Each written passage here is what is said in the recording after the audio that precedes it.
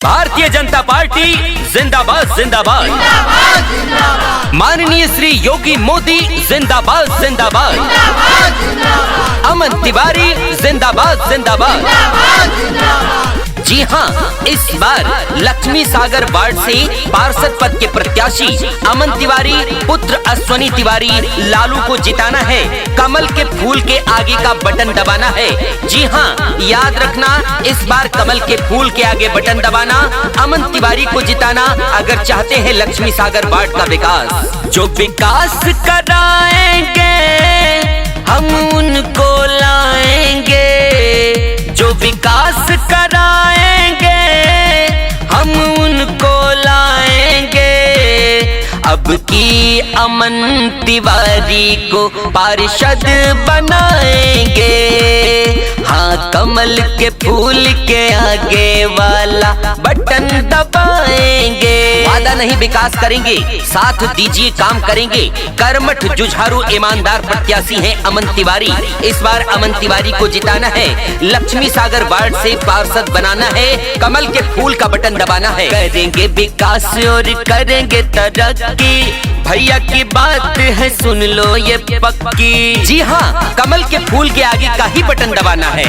करेंगे विकास और करेंगे तरक्की, भैया की बात है सुन लो ये पक्की। झंडा लहराएंगे, पार्षद बनाएंगे, जो विकास कराएंगे हम उनको लाएंगे। अब की अमन तिवारी को पार्षद बनाएंगे।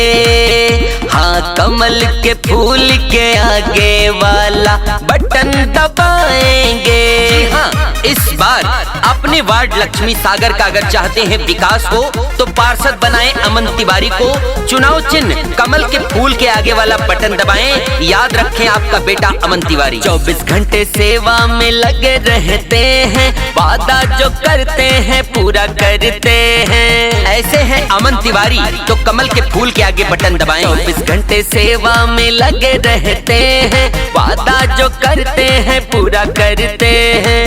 झंडा लहराएंगे, नहीं इनको भुलाएंगे, जो विकास कराएंगे हम उन्हीं को लाएंगे। अब की अमन तिवारी को पार्षद बनाएंगे। हाँ, कमल के फूल के आगे वाला बटन दबाएंगे। वादा नहीं विकास करेंगे, साथ दीजिए काम करेंगे। ऐसे हैं आपके अपने प्रत्याशी अमन तिवारी पुत्र अश्वनी तिवारी लालू। जी हाँ, जिनका चुनाव निशान है कमल का फूल, तो कमल के फूल के आगे वाला बटन दबाना है। भारी से भारी मतों से अमन तिवारी को जिताना है, पार्षद बनाना है लक्ष्मी सागर वार्ड से। जी हाँ, लक्ष्मी सागर वार्ड का संपूर्ण विकास होगा अगर अमन तिवारी पार्षद बनेंगे।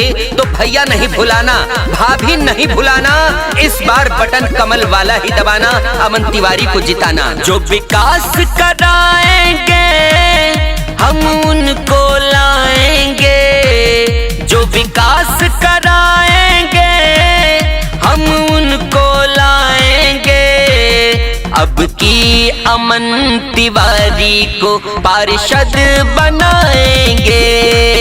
हाँ, कमल के फूल के आगे वाला बटन दबाएंगे। चुनाव प्रचार बनवाने के लिए संपर्क करें रेड स्टूडियो, धारा रोड, चौक, फैजाबाद, अयोध्या। मोबाइल 99 18 50 31 20।